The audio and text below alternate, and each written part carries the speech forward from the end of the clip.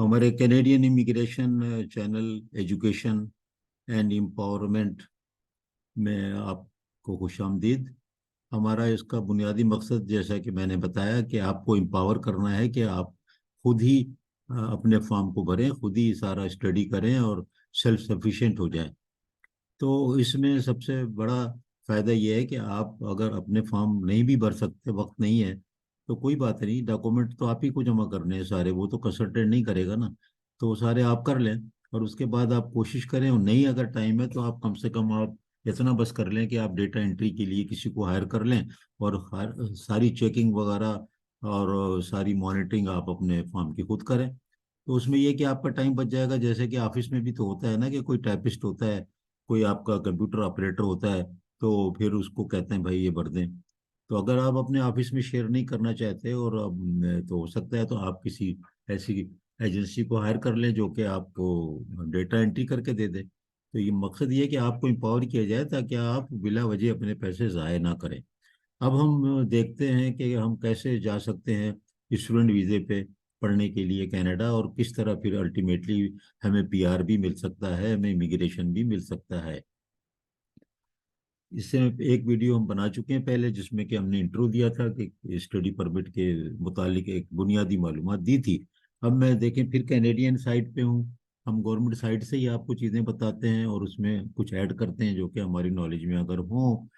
लेकिन फिर भी ये है आपसे दरख्वास्त कि आप जब भी आपको ये चीज़ें पढ़नी हो, देखनी हो, तो आप हमारे पढ़ने के बाद आप अपने काम के लिए गवर्नमेंट ऑफ कनाडा की साइट पे जाएं।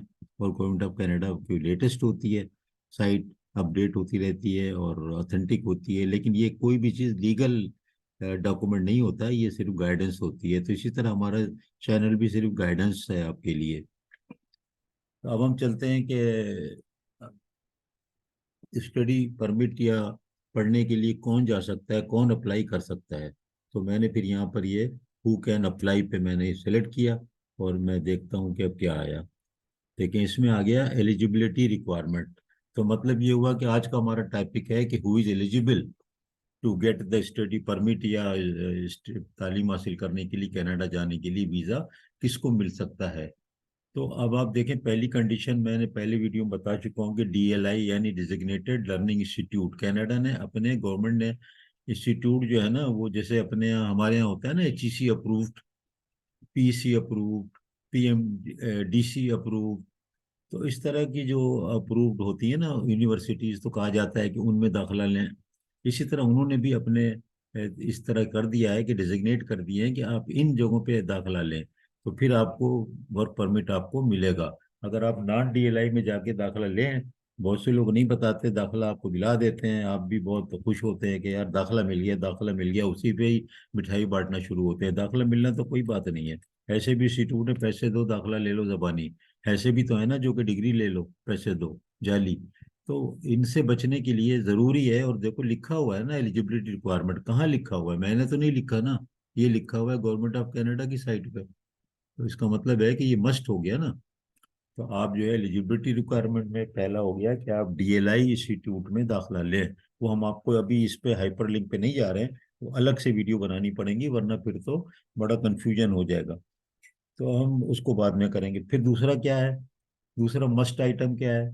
मस्ट इसलिए कि इन्होंने लिखा है गवर्नमेंट ने, proof you have enough money to pay for your tuition fee. अब ट्यूशन फी का आपको आपके पैसे होने चाहिए और आपके एक्सपेंसेस जितने आप मीट कर सकते हैं। आप जो है इतने सफिशिएंट फंड होना चाहिए। अब इस फंड के बारे में भी एक पूरा एक सिस्टम है, वो अलग से डिस्कस होगा। मैं यहाँ पर निशानदेही कर देता हूँ। वो सिस्टम ये है कि आप जब डायरेक्ट स्ट्रीम में जाते हैं, मैंने बताया ना एक एचडीएस है स्टूडेंट डायरेक्ट स्ट्रीम और एक है नॉन डीएस। तो नॉन एचडीएस में जो है ना वीज़ा मिलने के चांसेस समझो हम लोगों के लिए तो बहुत ही मुश्किल है नहीं। उन मुल्कों के लिए फिर भी हो जाता है जिनकी करेंसी स्ट्रांग है, जिनकी इकोनॉमी स्ट्रांग है और जो उनके टाइज जो है बहुत अच्छे होते हैं अपने कंट्रीज में। लेकिन अगर नहीं तो फिर एचडीएस में जाना होगा, उसमें फिर फंड की अलग रिक्वायरमेंट है। एक जीसीआई होता है, गारंटीड इनकम सर्टिफिकेट, जीआईसी, वो लेना पड़ता है $10,000 दे के, और फीस 1 साल की देनी हो, तो वो अलग डिस्कस करेंगे। बहरहाल यहाँ पर क्या हो रहा है आपको डीएलआई इंस्टीट्यूट में दाखिला लें, इदारे में जो डीएलआई वाला हो, यानी गवर्नमेंट ने अप्रूव किया हो, और आप जो है आपके पास प्रॉपर फंड हो। कितने फंड हो अलग करेंगे, कंफ्यूजन हो जाता है बहुत आप। लेकिन मैं तो साइट दिखा रहा हूँ ना, आप खुद जाके देख लें। मैं उस तरह तो नहीं कर रहा जैसे और चैनल है कि आपको अपना ही जबानी बैठ के और पीछे लॉन होता है उसमें आपको बता रहे हैं। मैं तो आपको डायरेक्ट सारी बातें बता रहा हूँ। आपको पुलिस सर्टिफिकेट चाहिए। अब इस पुलिस सर्टिफिकेट में क्या डिस्कस करें, आपको पता है पाकिस्तान में कैसे मिलना है, कहाँ से मिलना है, आपको खुद ही पता करना पड़ेगा। मेडिकल एग्जाम को भी हमें कोई डिस्कस नहीं करेंगे, वो तो आपको मेडिकल एग्जाम तो देना ही है, मतलब मेडिकल का टेस्ट होता है, और बहुत सी चीज़ें होती हैं, बायोमेट्रिक भी देंगे, वो सब अपनी जगह है। बहरहाल ये जो है ना मोस्ट इम्पॉर्टेंट कंडीशन, ये सारी यहाँ पर लिखी हुई है। और फिर proof to an officer that you leave Canada when you study permit expire. तो देखें बड़ा इंपॉर्टेंट है कि जो आपका इंटरव्यू लेगा ना उसको आपको साबित करना है कि आप जरूर पाकिस्तान वापस आएंगे। तो आपकी अगर यहाँ पर एक अच्छी सी जॉब है ना, तो उसी में दाखिला ले लें। मिसाल के तौर पे आप पढ़ा रहे हैं, ठीक है, कंप्यूटर साइंस, आप उसी में आगे वहाँ दाखिला ले लें 1 साल के उसमें। एंड आपके यहाँ पर से छुट्टी ले लें, अगर मिल जाती है तो बहुत अच्छी है। छुट्टी मिल गई, अब ये क्या है कि बहुत उम्दा आपकी टाइज हो गई, आपका बैंक स्टेटमेंट हो गया, आपका इनकम टैक्स हो गया, आपकी सारी चीजें हो गई, तो ठीक है। नॉन एसडीएस में आप फीस भी जमा करते हैं 1 साल की, सब कुछ करते हैं, लेकिन अगर ये आखिरी वाला जो है ना, ये आप ऑफिसर को कन्विंस नहीं कर सके, और आपने सब कुछ यहाँ खत्म करके और आप कह रहे हैं कि बस मैं चल पड़ा, तो किसी भी तरीके से आपको वो प्रूफ करना है, बहुत ही सच्चाई से, झूठ से नहीं, तो फिर वो आपको वीजा मिलने के चांसेस बढ़ जाते हैं। अब ये फास्टर देखो लिख दिया इन्होंने कि अगर आप एसडीएस में जाते हैं तो ये फास्टर है, यानी कि जल्दी मिलता है। मैंने भी आपको बताया फास्ट भी है। और स्टूडेंट वीजे की फीस भी हम अलग से दिखाएंगे आपको, वो बहुत ज़्यादा नहीं है, 150 कैनेडियन डॉलर है। और हम आपको इसमें एसडीएस में ही ले जा करके पूरी चीज़ें बताएंगे। तो वाइल स्टडी इन कनाडा पे हम नहीं जा रहे, हम जो है यहीं पर ही हैं।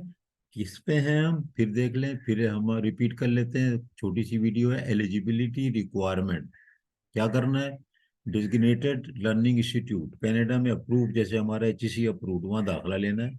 अब दाखिले के लिए जो प्रोसेस करना है ना, यूनिवर्सिटी की रिक्वायरमेंट वो आपने अलग पूरा करनी है। ये नहीं है कि वो आपको ऐसी दाखिला देंगे, वो तो आपको पता है ना, वो मांगेंगे आपसे इंग्लिश का ही मांगेंगे, कोई इम्तिहान का मांगेंगे, कोई आपके सारे सर्टिफिकेट आपके मांगेंगे। वो सर्टिफिकेट के लिए आपको यहाँ के एचईसी वगैरह और सब चीज़ों को से गुजरना होगा। तो अगर आपका अभी भी अगले 6 महीने में, साल में इरादा भी है, तो आप अभी से जो है ना कम से कम लोकल काम करके रख लें, मतलब अपनी डिग्री में को सर्टिफाई और कराने से एचईसी में मैट्रिक से इंटर तक सारी चीज़ें जमा करने में ठीक ठाक यहाँ टाइम लगता है पाकिस्तान में। तो आप ये चीज़ें अभी से करें, अगर आपको जाना है अगले साल अभी से शुरू करें ये सब। फिर आप ये जो है ना प्रूफ ऑफ फंड को देख लें कि कैसे करूंगा मैं, फीस में दे सकूंगा नहीं दे सकूंगा, और रुपया इतना नीचे गिर चुका है कि एक मसला है। ये 2 आइटम को आपने पहले से करना है। पुलिस सर्टिफिकेट, मेडिकल, ये कोई वो नहीं है। हाँ, और ये कि कैसे प्रूफ करेंगे, तो टाइज, यानी कि आपके यहाँ पर कोई अच्छी सी नौकरी हो तो छुट्टी लेकर के जाएं, अगर कंपनी में काम कर रहे हैं तो छुट्टी लेके चले जाएं, और आपके यहाँ पर कोई एसेट है तो वो भी जाहिर होने चाहिए। लेकिन कैश वैश काउंट नहीं होता कि आपका मेरे पास 25 लाख रुपया है। 25 लाख रुपया तो आप एक दिन में इधर से उधर दूसरे कंट्री में बेच सकते हैं और लेके भी जा सकते हैं, पैसे थोड़े थोड़े करके, तो वो काउंट नहीं होगा। वो भी जीसीआई तो आपको लेना होगा, यानी गारंटीड इनकम सर्टिफिकेट, जीआईसी, वो आपको लेना पड़ेगा। वो भी मैं बताऊंगा कि कौन कौन से बैंक हैं कनाडा में जहाँ से आपको लेना चाहिए। वो भी अप्रूव्ड है, मतलब सब काम उन्होंने बहुत अच्छी तरह किया होता है। इस तरह नहीं है कि वो आपको कुछ पता ना चले। और हमारा मकसद ये है कि आपको सब पता चले। और कहाँ से पता चले, आपको सीधा सीधा ये गवर्नमेंट ऑफ कनाडा की साइट से पता चले। यहीं से दिखा रहा हूँ, यहीं से बता रहा हूँ। और मैं पीछे कहीं लान पे बैठ करके या कुर्सी पे वो मैं आपको नहीं बता रहा हूँ, आपको सिर्फ और सिर्फ इस तरफ ला रहा हूँ, तालीम दे रहा हूँ कि आप जो है ना खुद ही अपने फॉर्म को भरें। और एट द मोस्ट आप कोई डेटा एंटर कराने के लिए किसी की हेल्प ले लें, उसको आप अगर वो कुछ पेमेंट है तो वो कर सकते हैं। लेकिन कंसल्टेंट हायर करते हैं, रिप्रेजेंटेटिव हायर करते हैं तो कोई गलत बात नहीं है, लाइसेंस्ड होना चाहिए, रेगुलेटेड होना चाहिए। कहाँ से, गवर्नमेंट ऑफ कनाडा से। उसके अलावा कोई नहीं चलेगा। गलती हो जाएगी, गड़बड़ हो जाएगा कि आपको कोई भी कह रहा है कि मैं कर दूं, तो वो फिर उसको रिप्रेजेंटेटिव नहीं बनाइए, फॉर्म भरवा लीजिए। रिप्रेजेंटेटिव नहीं बनाइए। रिप्रेजेंटेटिव उसी को बनाइए जो कनाडा से रेगुलेटेड लाइसेंस याफ्ता कंपनी या कंसल्टेंट हो। इसको याद रख लें। तो बहरहाल स्टडी परमिट का मैंने आपको बताया कि हु कैन अप्लाई, यानी कौन अप्लाई कर सकता है। स्टडी परमिट वीज़ा नहीं होता, वीज़ा अलग से मिलता है, वो अलग हम बताएंगे आपको।